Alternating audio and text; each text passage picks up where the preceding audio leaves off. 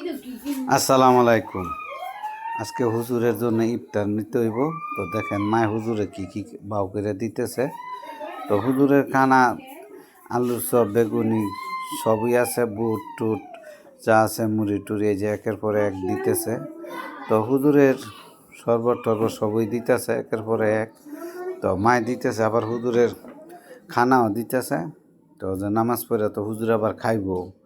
তো হুজুরের খানা টানা সব কিছু আমার ট্রেন বাউ করে দিতেছে, যে সারাদিনে হুজুর ইফতার করবো, খেজুর টেজুর সব কিছু নিয়া তুমি বাবা হুজুরের খানাটা দিয়াইও। তো রমজান মাস হুজুরের খানা যেটা মূল্য সেটা দেওয়া যায় না, বিশেষ করে হুজুরের একটু বালা খানাই দিতে হয়। তো আমরা আপনাকে দোয়ায় যতটুক বালা চেষ্টা করছি ততটুক দিছি আল্লাহর রহমতে। তো আপনারও আশা করি সবাই হুজুরের খানা দিবেন। রমজান মাস রহমতের মাস, রহমতের 10 দিন। তো এই রহমতের 10 দিন যতটুক পারি আমরা আবাদত করার চেষ্টা করি, হুজুরের খেয়াল সবসময় আল্লাহ রহমত রাখি। তো আমগো সমাজের হুজুরের প্রতিদিনই আসলে প্রতিদিন একজন করে পড়ে।